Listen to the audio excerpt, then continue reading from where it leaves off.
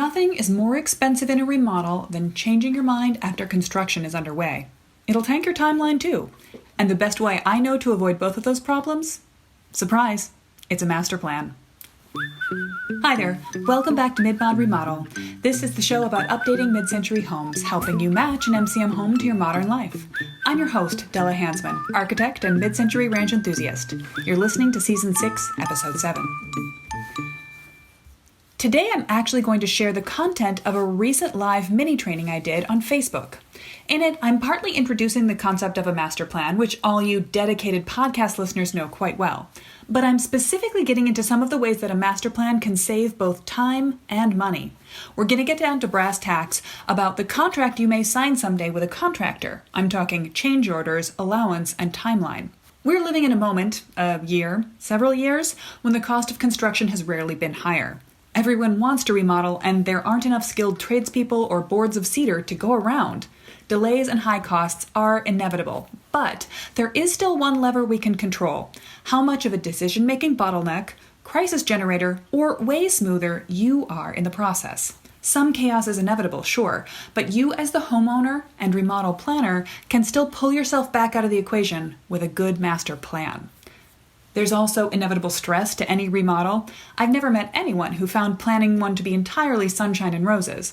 But again, you can control the challenge level of your remodel. A master plan is a great way to take your remodel in baby steps and plan it out one step at a time so as not to overwhelm yourself.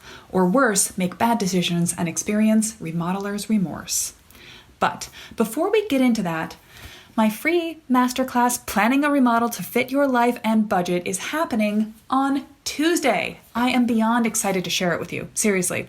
In this class, I'm going to be teaching the two biggest mistakes homeowners are making on their remodels that always result in a remodel that costs more, takes longer, and doesn't end up how they want.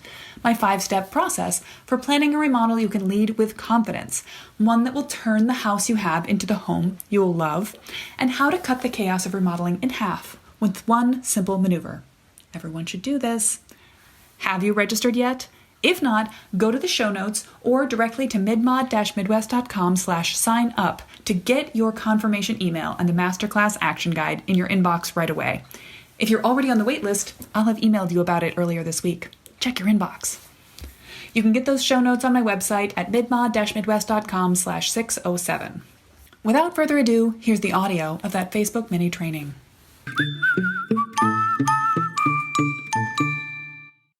Hey there! I want to talk to you today about how valuable a master plan can be, not only in the design result of the great mid-century choices it can help you find, the tweaks to your layout which will change your life on a day-by-day basis, but also the way that a master plan can save you time and money.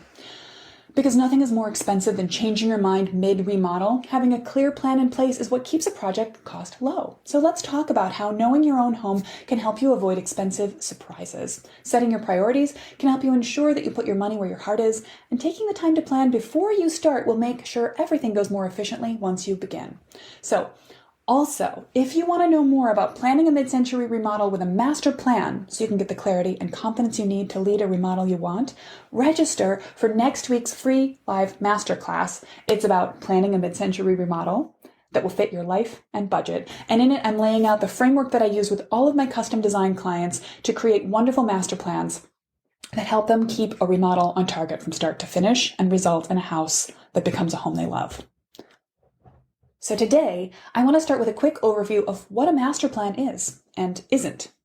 A lot of people think that what they need to plan a remodel is a floor plan, maybe with the addition of some bonus Pinterest boards to help focus their vision. But that's kind of like planning a vacation with a map and a book of postcards. It's going to lead to a bumpy ride. I've seen too many homeowners have stressful, expensive, and ultimately unsatisfying remodels because they didn't have a clearly thought through and visible vision of what they wanted. I don't just recommend master plans because they'll make your home more beautiful, better, more functional on a daily basis. I love them because they save my homeowners time and money. So, to talk about the money, I want to talk about the nature of working with a contractor, which is a person that you've hired to do building work on your home with a contract. That contract when you get to it, will include some hard or estimated prices that won't be affected by your choices, although they may go up and down with the economy, with the availability of materials, etc. And it will also include other things that are listed as allowances. That often happens to include kitchen tile, all the tile, lighting fixtures, plumbing fixtures, etc. And it'll have a bubble of money around that, an estimate of what the contractor thinks you'll choose. But if you change your mind, buy something more expensive or less expensive, it won't affect the contract you have with your contractor. Anything that's not an allowance that gets changed after the contract is signed requires a change order. Now, change orders make sense to a lot of people in this way. If you choose to change the trim in your house from pine to walnut, that's a more expensive material. So it might make sense to you that the cost of the project will go up. And there will also be a fee for the additional labor, the logistical changes, the work, the stress, the hassle you've caused your general contractor. That is the change order fee. And it may be negotiated or there may be a flat fee for every change order. This depends on the contract. Everyone understands that this kind of change order will make their project more expensive. But here's where people find it counterintuitive. If you decide to change from walnut to pine, there will still be a change order fee because it will still make your contractor's life harder, more complicated. Choosing a less expensive material still requires an addition to the cost of the whole remodel. And if you're out here thinking, I'm not going to have a general contractor, I'm doing my own remodel, I'll just hire an electrician and a plumber when I need them, then you won't experience a change order fee, but you will experience the reason that any reputable contractor will charge you a change order if you change your mind. Even to make the process simpler, cheaper, less complex, there will still be causing you stress, time, shifts, the hassle of changing your plans. Oh no, I have to call back the electrician and put him back a week. Now he's not available. Oh no, I have to order a different material. Then I have to return the one I bought. And even if you get the money back, you have to arrange for it to be picked up, take it back to the store.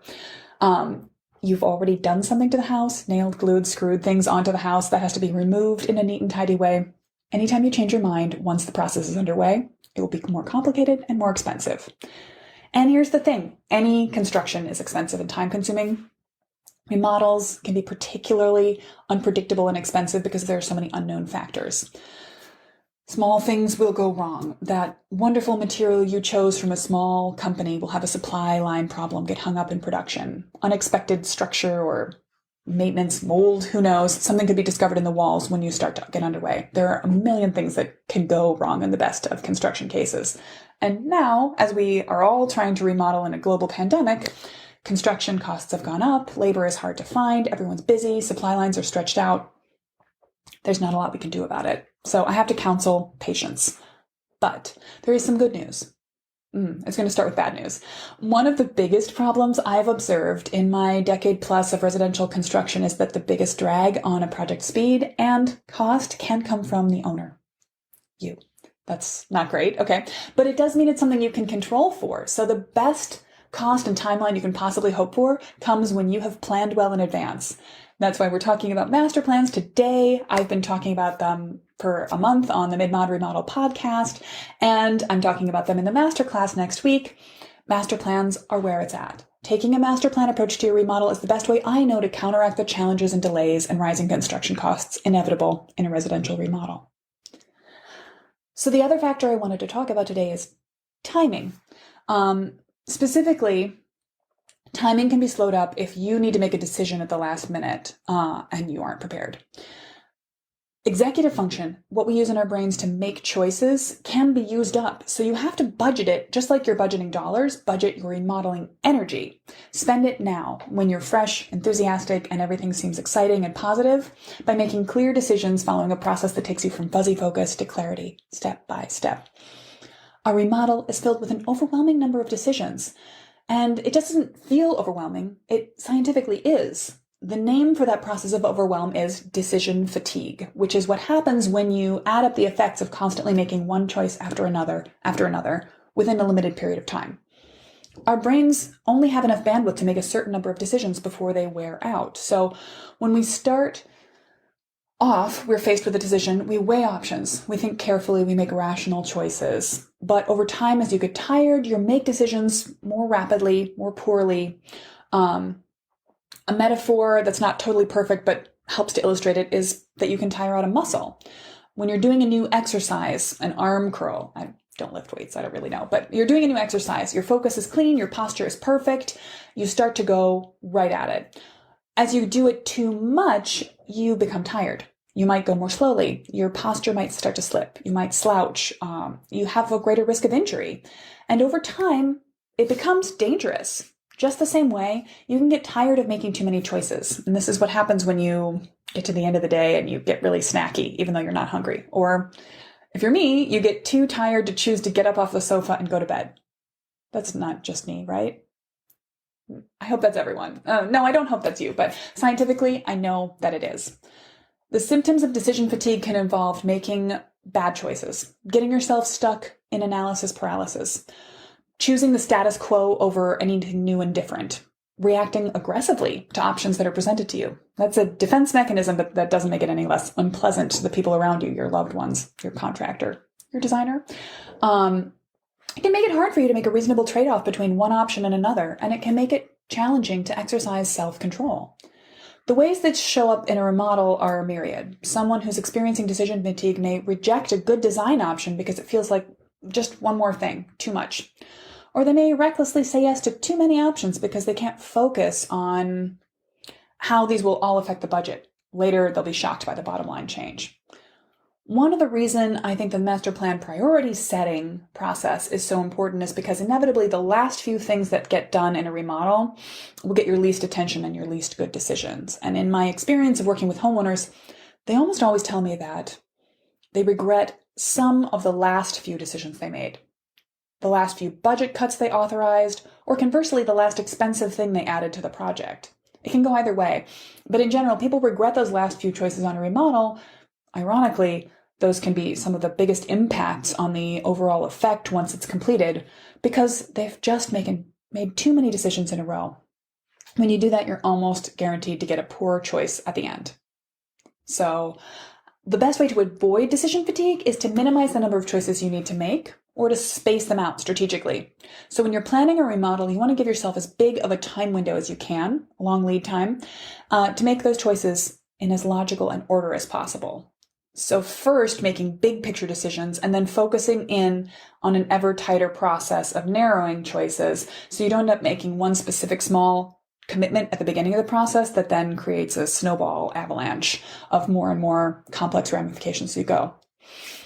I often see homeowners who are planning a remodel get hung up with a detailed decision that should come at the end rather than thinking about the big picture. For example, you're planning a kitchen remodel and you'll fixate on picking the perfect tile. Picking a tile is fun. I love it. But it's not the first thing you want to do when you're thinking about a kitchen overhaul. A metaphor I love for this is focusing an old-fashioned camera. Before you set up, you've got your camera on the tripod, you're looking at your subject, let's say it's a portrait. Before you start focusing on telling the person what expression they should make, you make sure that in the frame of the picture, you've got their head and their feet. You make sure that a light pole or a tree isn't growing out of their head. You make sure the lighting is good. Do we need to face a different direction entirely?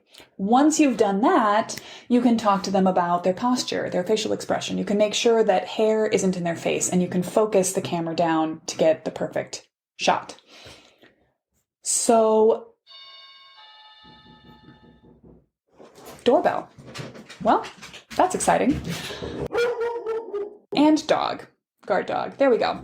I'm going to use this as a reason to wrap up the live, but I want to tell you. Thanks, Roxy. That's enough. Come here, puppy. I'm going to give you the emergency peanut butter. Take it. Good girl. I would love for you to join me, despite all the chaos, in a free live masterclass next Tuesday. It's going to be amazing. I can't wait to share with people the framework that I use to plan great remodels for my clients that you can use to plan a great master plan for your mid-century remodel. We mid-century homeowners, we need these master plans even more than regular remodelers because this is what helps us make sure that we're keeping a mid-century character in our homes. And that even if we work with a contractor who's a great quality work person, but not necessarily invested in the style of the house, that we can make sure they understand what's important to the process and that we get the mid-century result that we're looking for. I can't wait to see you there.